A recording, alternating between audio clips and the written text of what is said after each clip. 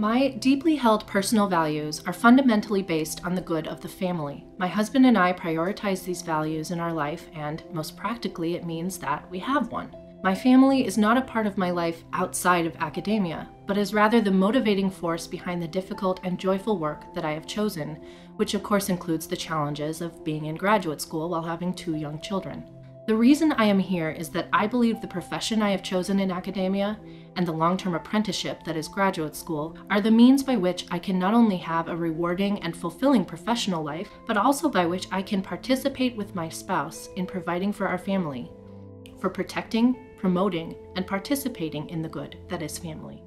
Each of my 2 daughters, now 4 years and 15 months old respectively, was born during fall terms. My first, while I was in the first semester of my master's at another university, she was born over Thanksgiving break, and my second was born 5 days before the start of the term last fall, my first term as a PhD student here at Oregon. After each birth, I returned to work on the following Monday. I did not have paid leave in either situation, and my family could not afford a short paycheck, so I did not cancel any classes as a result of giving birth, and I only missed 1 graduate seminar. I was having a baby that night. In the case of my second daughter, we did not know anyone in Eugene, so we had to hire a nanny via the internet so that I could go to work as a student and employee of the university. I left my 1-week-old baby in the arms of a nanny, whom we really could not afford, so that I could go and do the work I love, serve my students with the dedication they deserve, and so that I could continue to earn a paycheck. As you can imagine, these were incredibly difficult times physically, psychologically, and emotionally, even while the experience of having my children was and is unspeakably precious and joyful. This is not to speak of the hours of lost sleep. Many nights I skipped the sleep between feedings to grade papers by the deadline.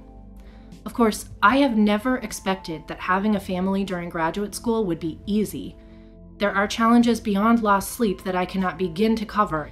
I have sacrificed much to have children while in graduate school, but I maintain that sacrifice is valuable when I look to the long-term benefits of my husband's and my hard work and dedication, and especially when that sacrifice is made with a joyful heart.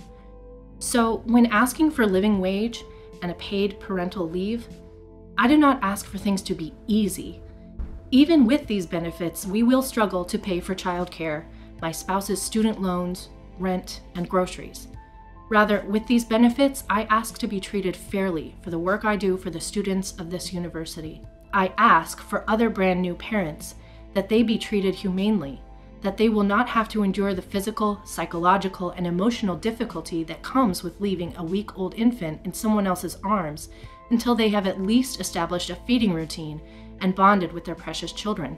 The argument that students in 5, 6, or 7-year programs should wait to have children is disingenuous because it not only devalues the deeply held personal convictions of many students, but it ignores the fact that living life sometimes means that people have children, whether or not they hold the same values as I do.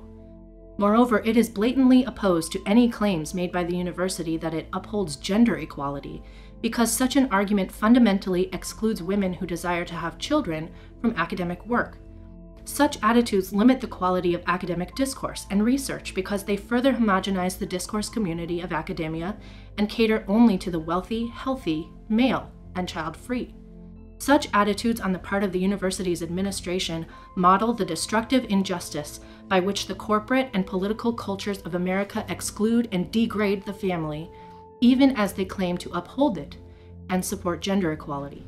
I strike in the face of this injustice to stand up for my fundamental values, including the good of the family, and to show my daughters that while sacrifice is often good and necessary, such sacrifice is not to be demanded by others at the cost of justice.